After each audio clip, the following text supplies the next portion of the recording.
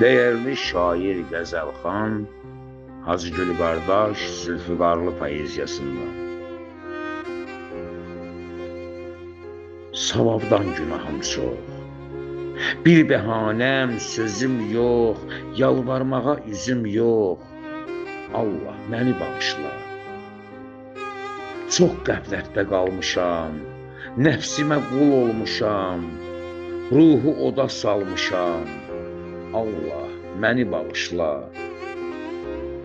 Sənə bağlı fitrətim, imanım, itayətim, naqisdir ibadətim.